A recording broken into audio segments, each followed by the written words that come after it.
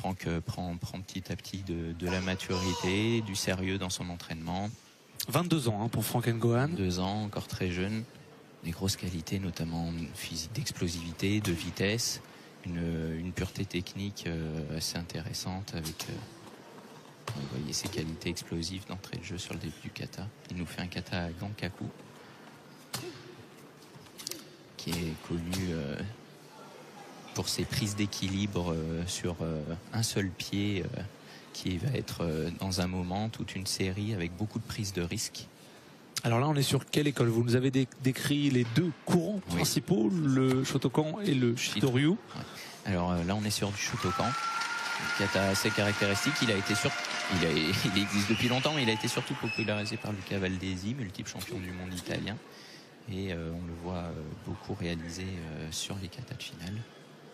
Et là, notamment, le premier appui en équilibre.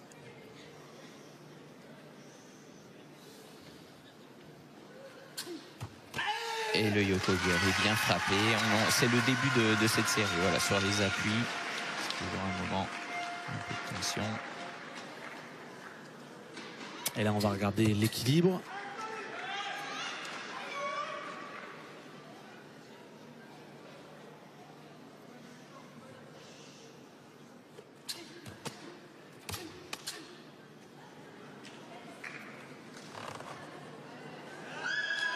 Et le dernier appui est ancré, le dernier Yoko et le Kai final.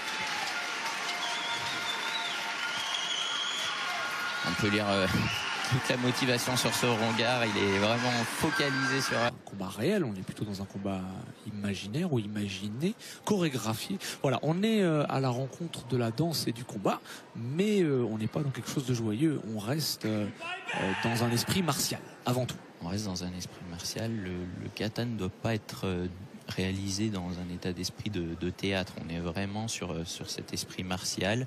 On se sert des techniques pour travailler et progresser dans sa combativité, dans sa capacité à mener un combat. Et donc on doit rester dans cet état d'esprit. Même si effectivement l'aspect sportif fait qu'on se rapproche un peu de toutes ces disciplines un peu chorégraphiées, évidemment. Alors, c'est assez rare, souvent on a des spécialistes et des vrais du kata, mais il y a aussi des athlètes qui pratiquent le kata et le kumite. Oui, normalement tous les karatékas commencent leur formation avec les deux aspects. On fait souvent du kata et du combat dans le club quand on pratique. La spécialisation vient plus tard, plus ou moins tard selon les sportifs, selon les potentiels, selon aussi s'ils sont détectés, puisqu'à partir du moment où on part sur une pratique de très haut niveau, le nombre d'heures d'entraînement fait qu'on est obligé de se spécialiser un petit peu. Mais tous les karatékas ont une formation kata combat. Je disais en compétition. Oui. Ouais. En compétition, il y en a qui ont réussi à pousser à un certain niveau les deux disciplines, mais vraiment de plus en plus, on est sur des spécialisations. Le karaté se professionnalise au sens où l'entraînement est de plus en plus cadré, structuré, avec une cellule d'entraînement autour de nous, et donc du coup l'investissement en temps est tellement important. Même si on est sur la même discipline, le karaté, il y a quand même des spécificités différentes. C'est pas les mêmes temps d'effort forcément entre le kata et le combat. C'est pas les mêmes qualités toujours exactement qui sont requises. Donc il y a une certaine spécialisation qui se fait. Alors Enzo Montarello qui a choisi le kata Super Impei. Ouais, alors c'est intéressant parce qu'on est toujours sur l'école Shotokan pour Enzo, mais là le kata Super Impei est très d'inspiration de kata qu'on peut retrouver dans le Shitoryu, avec un diagramme qui est assez similaire, un travail de main ouverte assez important, et des mouvements arrondis comme vous avez pu le voir tout à l'heure avec les mains ouvertes. Ici des frappes en Teisho qui sont très retrouvées. Teisho c'est avec le plat de la main qu'on frappe, et du coup c'est des techniques qu'on retrouve beaucoup dans d'autres styles. Et c'est intéressant de voir ce kata réalisé par la mouvance Shotokan, puisque du coup ça fait appel à d'autres qualités qui mettent peut-être pas toujours en avant sur d'autres katas de ce style. Donc il faut être capable d'avoir et les qualités habituelles plus celles qu'on peut retrouver dans d'autres styles.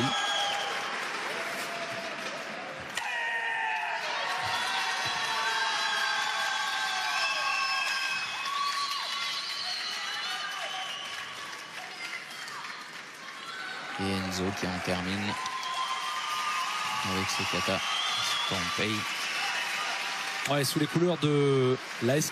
Compétiteurs de très haut niveau qui font des prestations vraiment intéressantes avec des qualités, des défauts chacun. Il faut être capable de trancher.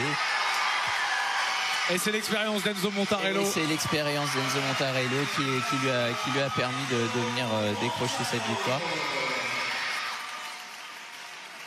Belle victoire.